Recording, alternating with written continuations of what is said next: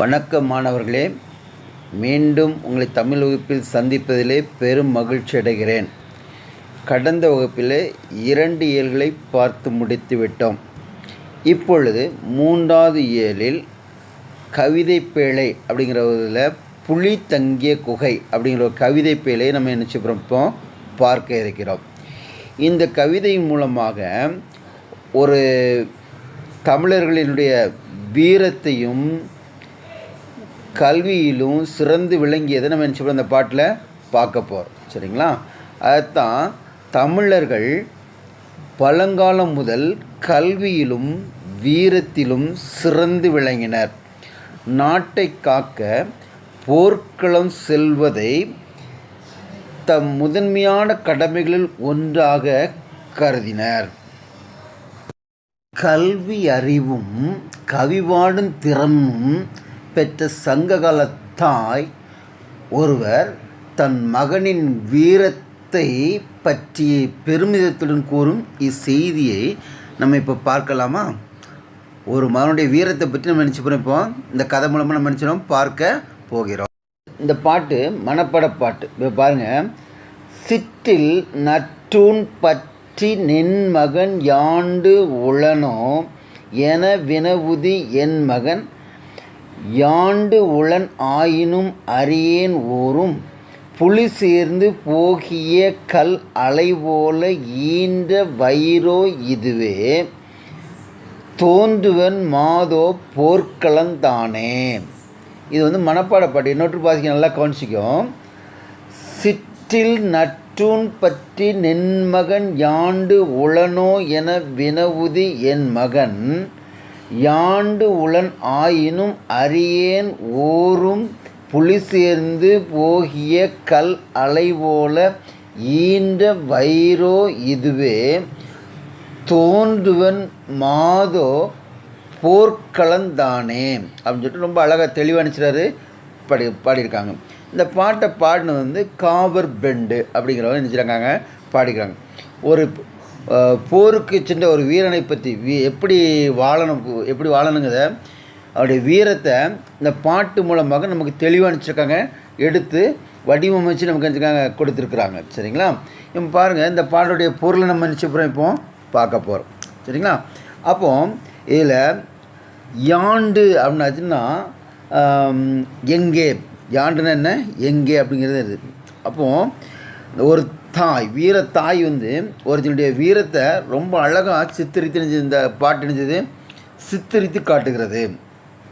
உன் மகன் எவ்விடத்தில் உள்ளான் என்று கேட்டவனுக்கு வீரமிக்க தாய் கூறிய மறுமொழியாய் இச்செய்யுள் அமைந்துள்ளது. சரியா? அப்போ எதுக்கு அப்படி அமைந்துள்ளதுன்னு பார்த்தீங்கன்னா, யாண்டு உளன் அப்படின்னா என்று வினவியது ஆண் ஒருவன் என கொண்டு அவனுக்கு தன் மகனின் வீரத்தை தாய் விளக்கியதாகவும் கொள்ளலாம். அதாவது ஒரு மகனுக்கு சிறு வயது முதற்கொண்டு வீர தீர கதைகளை சொல்லி வீரத்தோடு வளர்க்கக்கூடிய ஒரு பெண்மணியாக இந்த பாட்டை வடிவமைச்சு கொடுத்துருக்காங்க. மகனுக்கு சிறந்த வீரத்தை கற்றுக் கொடுத்தாங்க.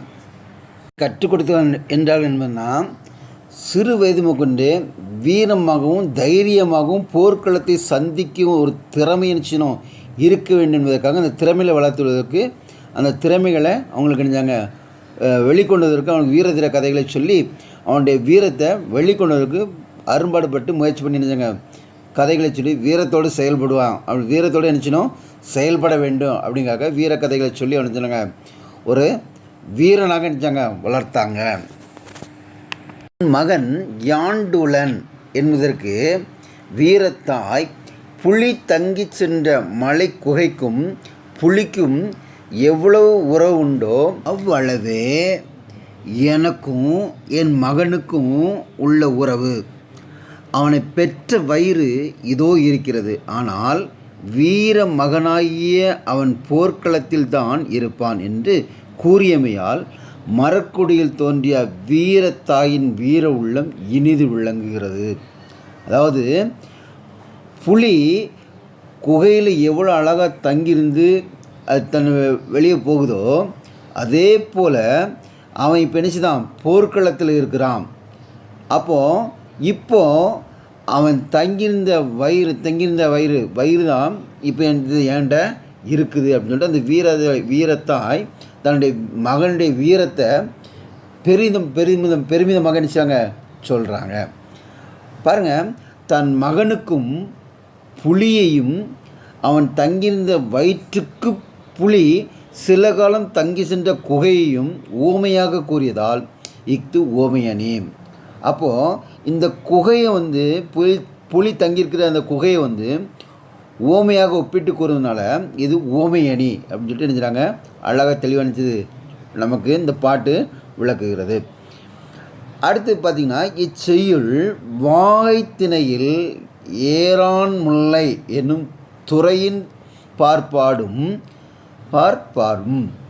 திணை என்பது மக்கள் ஒழுக்கம், துறை என்பது அதன் உட்பிரிவு, மக்கள் வாழ்க்கை நெறி என்றும் கூறலாம்.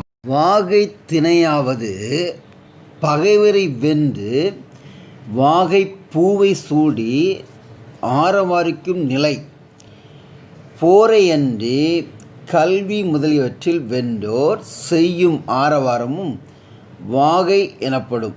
இச்செய்யுள் தன் மகனின் வீர மிகுதியை கூறும் முகத்தால் வீரத்தாய் தன் மரக்கொடியின் மாண்பினை உணர்த்துதலால் வாகைத்திணையாம்.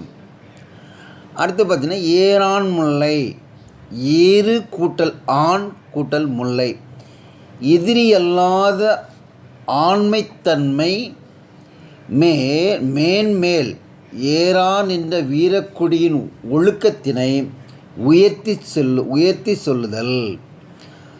தாய் தன் வீரக்குடியின் ஆண்மையை உயர்த்தி கூறியதால் இச்செய்யுள் ஏரான் முல்லையை சார்ந்ததாகும் என்று கூறுகிறார். கவி உரையடை பார்க்கலாமா? எம் சிறு குடிலின் அழகிய துணை பற்றி நின்று என் மகன் எங்கே என்று வினவும் பெண்ணே, அவன் இருக்கும் இடம் யாமறியேன். புலி தங்கி சென்ற குகை போல அவனை பெற்ற வயிறு இங்கு உள்ளது. ஒருவேளை அவன் போர்க்களத்தில் இருக்கக்கூடும். இந்த அம்மா சொல்லுது, வீட்டில் இருந்துக்கிட்டு அந்த தூண் மேலே சாஞ்சி நின்றுக்கிட்டு, உங்கள் மகன் எங்கே அப்படின்னு சொல்லிட்டு நினச்சாப்புல கேட்குறாப்புல. கேட்ட உடனே இது என்ன சொல்லுது, எம்மா உன் கூட தானே இருந்தான், அவன் போன இடம் எனக்கு நினச்சியாது தெரியாது அப்படின்னு சொல்லிட்டு நினச்சது. எங்கே போனான்னு சொல்லி எனக்கு நினச்சியாது தெரியாது, அதனால் அவன் இருக்க இடம் எனக்கு நினச்சியாது தெரியாது. ஆனால் புலி தங்கி சென்ற குகை போல் இப்போ அவன் எங்கே இருக்கான்னு எனக்கு நினச்சியாது தெரியாது. அதேமாதிரி புலி ஒரு குகையில் தங்கி அது வேறொரு இடத்துக்கு நினச்சிட்டு சென்று விட்டது. அதுபோல் இப்போ அவன் என்னை விட்டு நினச்சிட்டான், கடந்து நினச்சிட்டான், போயிட்டான். அவனை பெற்ற வயிறு மட்டும் நினச்சது என்கிட்ட இருக்குது, பெற்ற வயிறு மட்டும் தான் நினச்சது என்கிட்ட இருக்குது.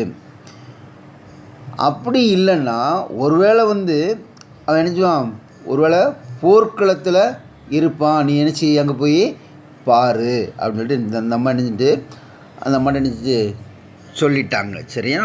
ரைட். பாட்டை பார்த்துட்டோம், பாட்டுடைய பொருளை பார்த்துட்டோம். இப்போது நூல் வழியை பார்க்க போகிறோம். சரியா? இந்த நூலை எழுதி காவர் பெண்டு. இந்த அம்மா சங்ககால பெண் புலவர்களில் ஒரு முக்கியமான அம்மா.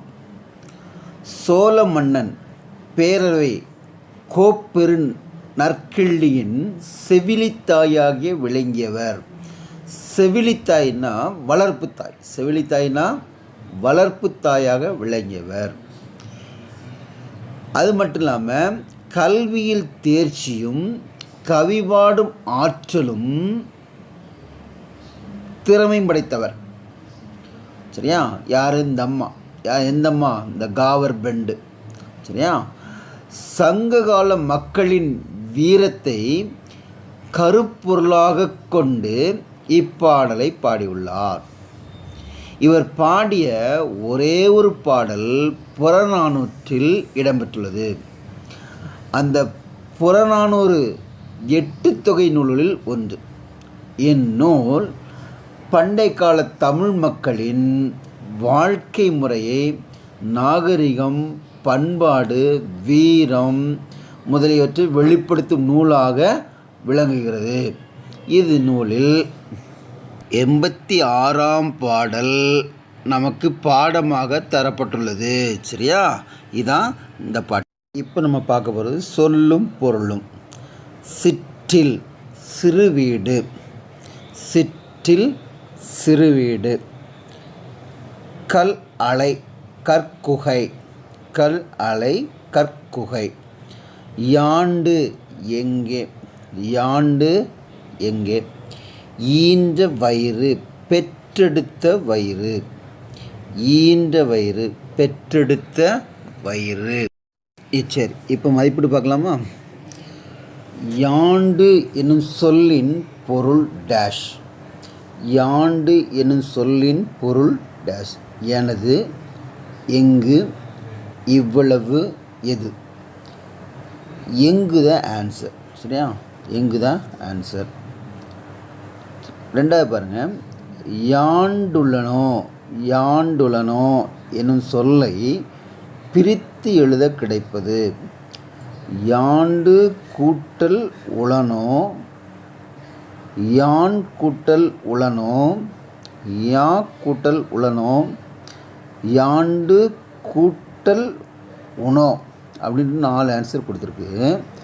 இது நமக்கு சரியான ஆன்சர் வந்து ஏன்னு பார்த்தீங்கன்னா யாண்டு. இந்த டு வந்து இட் ப்ளஸ் ஊ, அதனால் இங்கே ஊ வந்துடுது. அப்போ யாண்டு கூட்டல் உளனோ அதுதான் சரியான ஒரு ஆன்சர். சரிங்களா? அப்போது யாண்டு கூட்டல் உளனோ, யாண்டுளனோ அப்படின்னு சொல்லி நிச்சயம் கிடைக்கும். அப்போ யாண்டுளனோ என்னும் சொல்லை பிரித்து எழுத கிடைக்கும். பிரித்து எழுத கிடைக்கும் சொல் யாண்டுளனோ என்று பொருள்படும். சரியா? அடுத்தது கல் கூட்டல் அலை என்பதனை சேர்த்து எழுத கிடைக்கும் சொல் கல்லலை, கல்லலை, கலையலை, கல்லுலை அப்படின்றது. இதில் சரியான ஆன்சர் எதுன்னு பார்த்தீங்கன்னா கல்லலை. அதுதான் சரியான ஆன்சர். கல் கூட்டல் அலை, கல்லலை. சரியா? இதுதான் சரியான ஆன்சர். சரிங்களா? ரைட். ஓகே, பாய்.